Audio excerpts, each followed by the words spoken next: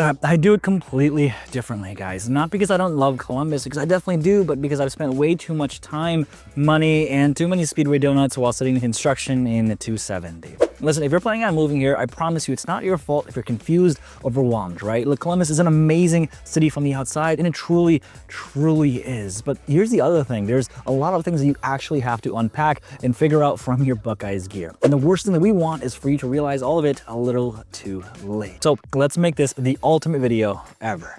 Let me explain.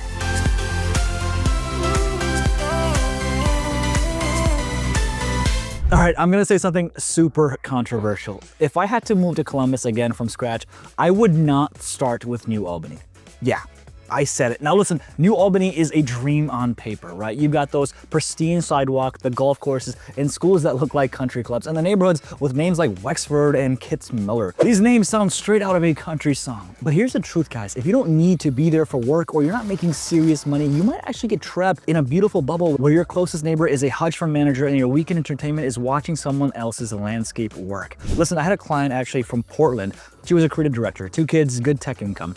She landed in New Albany because every relocation blog said that's the crown jewel, right? And yeah, the houses were stunning, the kitchens were absolutely massive, and the bedrooms and the 3-car garages and the walk-in closets could host a meeting. But let me tell you the one thing that none of these blogs actually told her. The fact that it takes over 35 minutes to get to the short north for anything cultural. Her kids' friends live so spread out that every playdate required a GPS and a full tank of gas, and the community that she bought into was mostly just waves from the driveway, and that's about it. Now here's something insane. Just about 8 months later, they ended up selling their home and moving to Grandview Heights. Smaller homes, older trees, but they could actually walk to coffee shop, and her kids could bike to friends' house. The parents actually talked to each other at the bus stop instead of just exchanging polite head nods. Now let me be clear on this. New Albany is amazing for the right person, and if you're making decisions based on school district rankings and Instagram-worthy facades, you might end up feeling like you bought into someone else's definition of success and not your actual life. I love New Albany, and I'm not telling you where to go, but I want to make sure that you have all the evidence, not just us, but also from data that we're taking these videos from and other clients that we're talking with every single day. These aren't just my opinions, they're actual anecdotes from other people here and all the research that we constantly do. No one actually prepared me for when I made the move to Columbus. And no, it has nothing to do with the snow. Everyone warns you about that. It's something way more insidious that affects your daily life in ways that you would never even expect. And I mean the gray. I'm not talking about the 50 Shades of Gray. I'm talking about the relentless, soul-crushing gray from November to March. I actually have a lot of my clients that are moving here from other warmer climate markets. We're talking about Phoenix, Miami, and even parts of California. And the one thing that they tell me is this. They thought they were prepared for anything weather-wise. Snow, bring it on. Cold, I'll buy a coat. But no one told them about the 147 consecutive days of overcast skies that make you question if the sun was just a collective hallucination. And here's the wild part. Locals don't even talk about it because, well, we've actually adapted to everything. We've got our light therapy lamps, our vitamin Ds, and their weekend trips to Florida planned like military operations. Meanwhile, people are here in February wondering if they actually moved to the surface of a complete different planet. Here's the thing, the kicker is that it affects everything, your energy levels, your motivation to leave the house, even your willingness to explore new neighborhoods. I actually had a client of mine tell me that they remember driving through German Village in December saying, wow, this actually looks kind of depressing. And then only to discover in May that it's actually proclaimed to be one of the prettiest neighborhoods all of America. So yeah, if I was moving here again, I'd plan for seasonal depression like it's a legitimate household expense. Light therapy lamps, we're talking about gym memberships, and maybe even a weekend house down south. Because the winter funk is real, and it's gonna make you hate Columbus when you actually just hate vitamin D deficiency. And this is something that actually affected me very personally. You know, so as many of you know, I was born in Nepal. I came into this country in 2008 with my family, and for the most part, we've lived in Rochester, New York, until my mom decided that, hey, it's time for us to come to Columbus. I don't know how many of you know this, but she was actually hit by a car just about a year and a half ago, and my parents are very spiritual. And this accident was the straw that broke the camel's back, and also the accident that broke my mom's back with it. Sorry, really bad joke. But one of the big things that we realized, especially coming here from Nepal, was we thought that we got used to the weather, right? New York's weather can be very very adversarial sometimes, especially with the gray as well. Columbus is just as bad. And for me, I'm one of those people that just really started taking my mental health into account just a few years ago. And one of the biggest things that I realized is without the sun as a whole, it really does affect me. There were days where I was just in a really bad mood and I didn't understand why this was the case until I realized that it wasn't because of me, it was because of the vitamin D deficiency. But let me tell you about something else that I definitely did not think about when I first moved here. Columbus has this weird social dynamic that nobody puts in the welcome packets. It's simultaneously the biggest small town and the biggest big city that you'll ever experience, and I learned this the hard way in a brewery in Franklinton. See, I remember I was trying to make new friends, right? So I would go to trendy spots, I would order a craft beer, strike up a conversation with the guy next to me, normal stuff. But within 10 minutes, I realized he went to high school with the bartender, dated the server's sister in college, and his own cousin owns the food truck that's outside. That's Columbus. Everyone knows everyone, or you're one Kevin Bacon degree away from knowing them. And if you're not plugged into the network, you can feel like you're watching a movie where you don't actually know any of the characters. And I've talked about this extensively in all of my videos. Columbus is one of those towns where it's, hey, I know this person through that person. And I remember, especially when we started getting to multi-family residential real estate properties, and one of the big things was I had an individual that reached out to me. His name is actually Alex, and I hope he's watching these videos.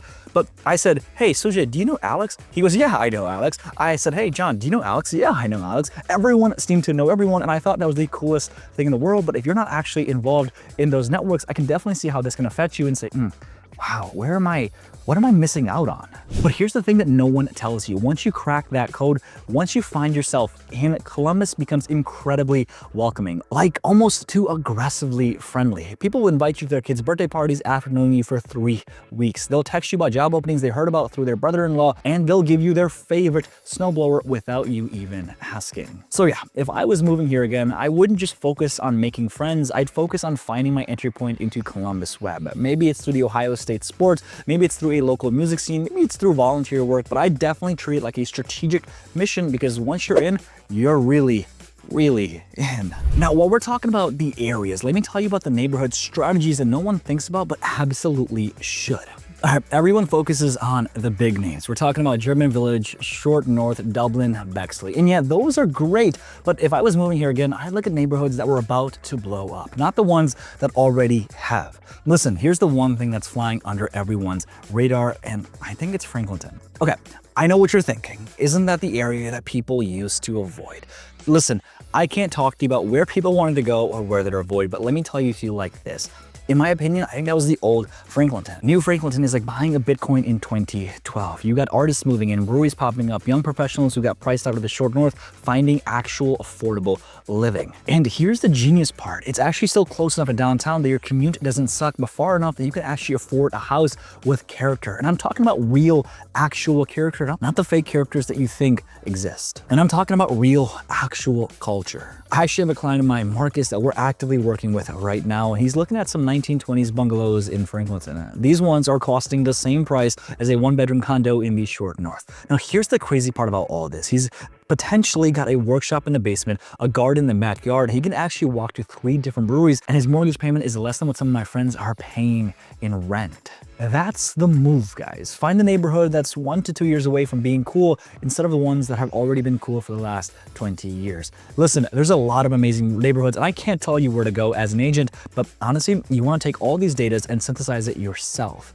because at the end of the day, my job is to advise you, your job is to buy. Okay, here's something that's going to sound crazy, but trust me on this, okay? In Columbus, your commute isn't just about distance, it's actually about knowing which construction projects are going to ruin your life for the next 3 years. Can you hear the passion in my voice about this? Let me tell you, it's the truth. See, Columbus has this thing where they start infrastructure projects and then they just kind of keep going forever. I swear there are stretches of 270 that have been under construction since the Carter administration. I wasn't even born then. The city planning is based on the assumption that everyone's working either downtown or in Easton. So if you're commuting from, let's say, Hilliard or Reynoldsburg, good luck. You're essentially driving across 3 different cities with 0 direct routes. I actually learned this lesson the hard way because one of my buddies took a job in Gehenna and he lived in Grove City. The Google Maps, they said 25. The reality was 45 minutes on a good day and over an hour if someone looked at 270 the wrong way. But here's the insider knowledge, okay? Locals don't fight on the traffic, they work around it. They know that Route 23 turns into a parking lot after 4:30, so they either leave at 4:15 or at 6. They know which back roads actually save time and which ones make you feel like you're being productive, but you're just standing still. So if I was moving here again, I wouldn't just test the commute once. I tested in different times, different days, and I'd ask locals about their secret routes, because in Columbus, the difference between a 20-minute commute and a 50-minute commute isn't distance, it's actually local knowledge. Today, I'm pulling the curtains back from everything that I do differently, where I'd live, how I approach the move, and what to actually avoid. And also the one mindset shift that could have saved me a whole lot of stress. Now, if I were moving to Columbus for the first time, no connection, no inside information, I'm gonna be honest with you about every single thing and the one area that I wish I had looked at from the beginning. All right, here's something that completely caught me off guard. You cannot understand Columbus without understanding Ohio State. And I don't mean football. I moved here thinking, okay, cool, college town energy, without realizing that Ohio State isn't just Columbus, it basically is Columbus. And the university has over 65,000 students, and that's kind of like adding a population of Beaver Creek to your city every single year. And here's what this actually means practically. Your rent prices fluctuates based on the academic calendar, your favorite restaurant gets invaded by drunk 19-year-olds every weekend, and your commute times change when school's in session. Every single neighborhood has seen adults suddenly fill up with house parties when September rolls around. But on the flip side as well, this is when things get really interesting.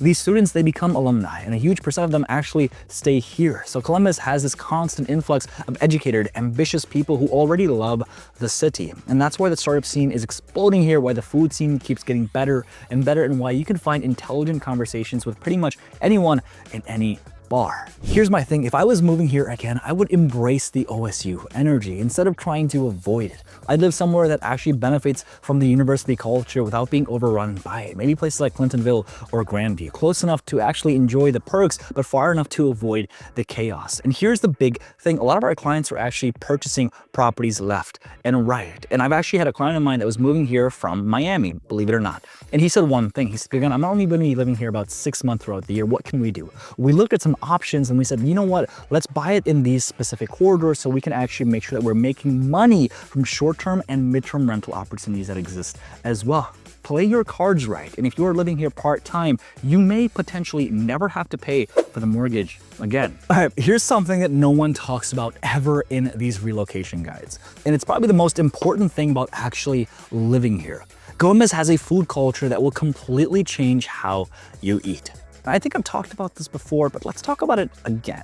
I'm not talking about Skyline chili or how Buckeyes have certain candies. I'm talking about the fact that Columbus somehow has become this under-the-radar food destination that rivals Twin Cities twice its size. But here's the thing, you're not gonna find this in touristy spots. The real Columbus food scene happens in strip malls and converted houses, places that look like they might give you food poisoning, but actually serve the best meal of your life. Okay, listen, I remember my first month here. I was actually eating at some pretty obvious places, you know, Hyde Park, Oceans Club, and whatever showed up first on Yelp. Google Foods, sure, you get the idea. Then a coworker of mine actually dragged me to this Ethiopian place in a strip mall off of Morse Road, and it looked like it was kind of being held together by duct tape. I'm gonna tell it to you like this. That was the best meal that I've had in the last 5 years, and I love to eat. Here's the one thing that I realized about all of this. Columbus's food scene is about discovery, not destination. It's about the Somalian restaurants on Cleveland Ave, the Korean spots that locals guard like state secrets, the taco trucks only construction workers actually know about. You want to be a local, you must live like a local. So if I was moving here again, I wouldn't just research restaurants, I'd research food cultures,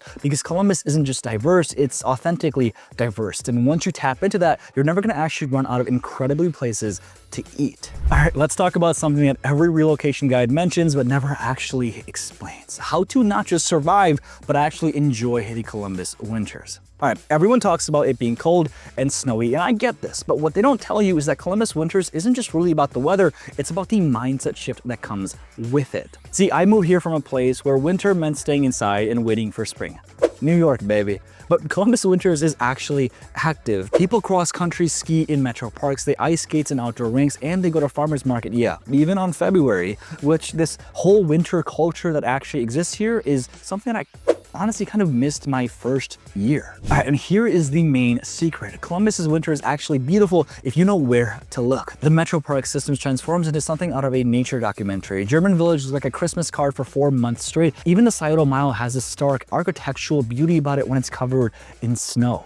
Also, at the same time, you have to make sure that you're gearing up for this properly. And I don't just say coats and boots, I mean investing in the lifestyle. Good winter hiking boots, cross-country skis from Play It Again Sports, or maybe even a season pass to Mad River Mountains. Because if you're going to just hibernate, then you're missing throughout half the year, which honestly, I think is probably the best parts. So listen, I'll put it like this. If I was moving here again, I'd plan winter activities before winter arrived. I'd join winter hiking groups, maybe take up ice fishing, definitely invest in a good snow shovel, and the mindset that snow is an opportunity, not an obstacle. Now let's hit some of the unsexy stuff that's probably going to affect your budget more than you actually realize. The hidden cost of Columbus real estate that no one actually puts in the listing documents.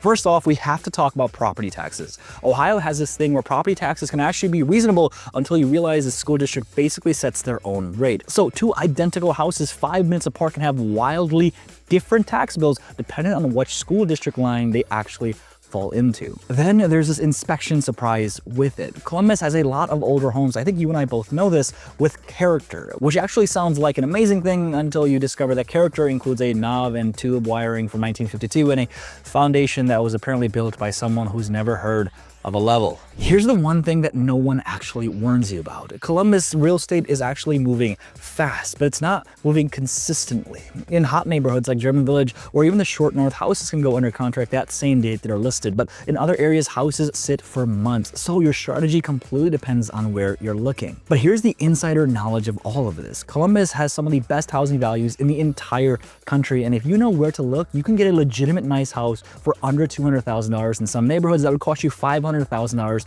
in other cities. You just have to be willing to look past the Instagram famous areas. So if I was moving here again, I'd budget for the hidden costs, and I also recognize the incredible opportunities. Columbus real estate is still affordable compared to most major cities, but the window is closing, and it's closing fast. Now, what's interesting about the timeline of actually creating this content is the market has actually slowed down tremendously. A lot of homes that would sell maybe in a day or even a week, yeah, right now they're sitting on the market for over a month, maybe even 2. So if you are thinking about making that move to places like Dublin, New Albany, Powell, or just the entirety of Central Ohio as a whole, give us a call, shoot us a text. All of our information is down below. Let's figure out the move for you and figure out, honestly, how we can make sure that we can plan this for the best case scenario. There are so many builder options that exist, so many incentives that are all here that I just don't want you to miss out any of them. Again, all of my information is down below and pinned to the top of the chat. All right, here's the thing. I've shared my mistakes, the lessons, and the stuff that I wish someone had told me earlier. But now let's flip things around. Let me tell you some of the things that surprised me the most in the best ways possible about living here in Columbus. It wasn't the cost of living, although that is amazing. It wasn't the food scene, although that was incredible. It wasn't even the friendly people, although they really are.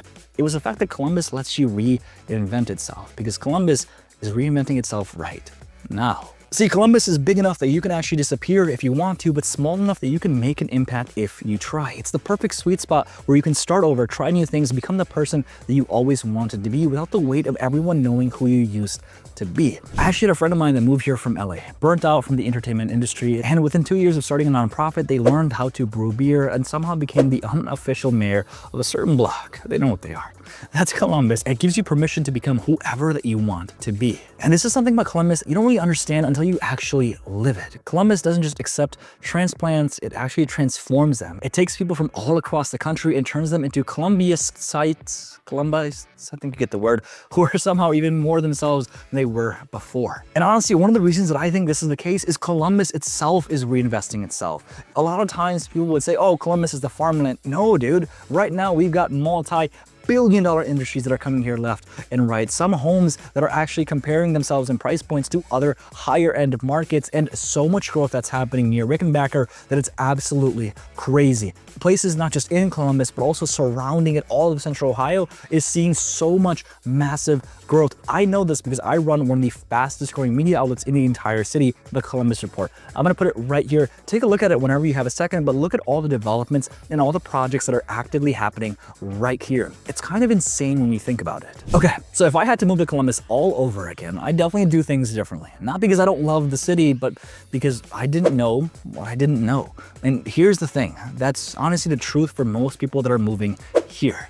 So you see the listings, you see the neighborhood videos, you hear about the job markets and the cost of living with it, but here's the real life details. It's the commutes that actually become pleasant once you know the back roads. It's the neighborhoods who become friendly once you crack the social code, and it's the Saturdays that you make you feel perfectly, authentically yourself. And honestly, this is exactly what we help people figure out every single week. Because moving to Columbus isn't just about finding a home, it's about finding a version of Columbus that you want for you. And trust me, once you actually find it, you'll wonder why you ever lived anywhere else in the first place. So here's the thing, if you're ready to make the move to Columbus, let's chat about finding the perfect neighborhood, your ideal commute, and your favorite hidden restaurant. All of our contact information is in the description below, and again, pinned to the top of the chat. And by the way, let's say you're not completely ready to make that move to Columbus. Either we actually did an A to Z playlist guide that you can binge watch right here. Watch it, and I'll see you soon. Peace.